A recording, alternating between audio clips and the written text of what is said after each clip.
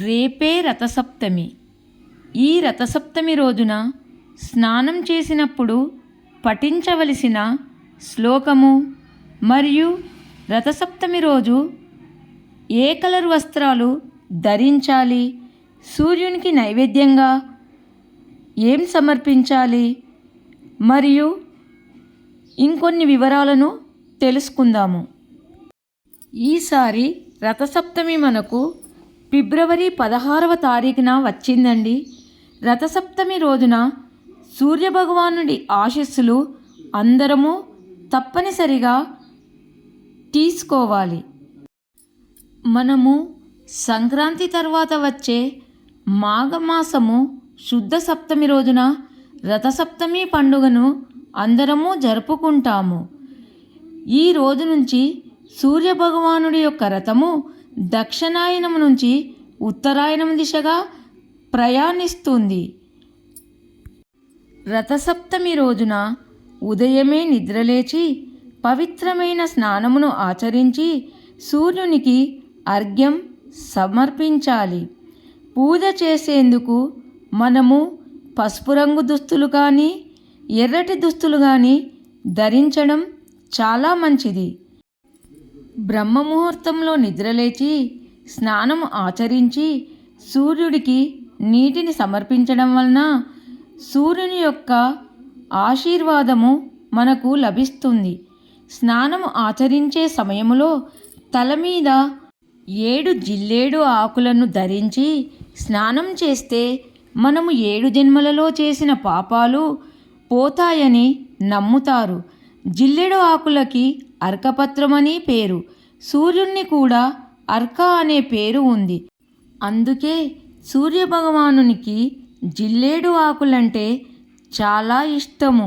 ఈరోజు సూర్యభగవానుని ఎదుట ముగ్గు వేసి ఆవు పిడికలపై ఆవు పాలతో పొంగలి చేసి చిక్కుడు ఆకులపై ఆ పొంగల్ని ఉంచి ఆయనకు నైవేద్యం సమర్పించాలి.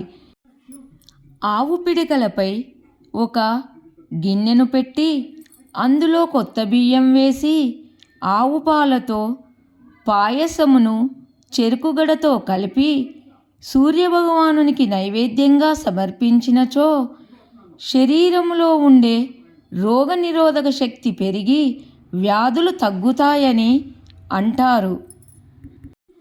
రథసప్తమి రోజు ఏ చిన్న దాన ధర్మాలు చేసినా అనంత పుణ్య ఫలాలను ఇస్తాయి. రథసప్తమి రోజు దాన ధర్మాలు చేస్తే సూర్యుడు చాలా సంతోషిస్తాడట.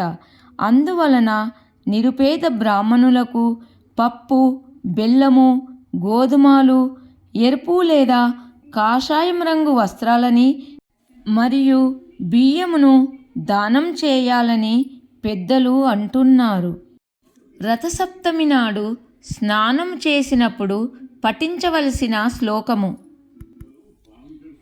యదా జన్మ కృతం పాపం మయా జన్మసు జన్మసు తన్మే రోగంచ శోకంచ మా కరీహంతు సప్తమి ఏత జన్మా కృతం పాపం యచ్చ జన్మాంతరార్జితం మనోవాక్కాజయం యచ్చి జ్ఞాతా జ్ఞాతేన ఏ పునః ఇతి సప్తవిధం పాపం స్నానాన్నే సప్త సప్తికే సప్తవ్యాధి సమాయుక్తం హరమాకరి సప్తమి. ఈ విధముగా స్నానము చేస్తే 7 జన్మల పాపాలు నశిస్తాయని పెద్దలు అంటున్నారు. మరియు రథసప్తమి రోజు చిక్కుడుకాయలతో రథము చేసి సూర్యభగవానుని ప్రతిమ కానీ ఫోటో కానీ పెట్టి ఎర్రని పువ్వులతో పూజ చేయాలి. వీడియో నచ్చితే లైక్ చేయండి. అందరికీ ధన్యవాదములు.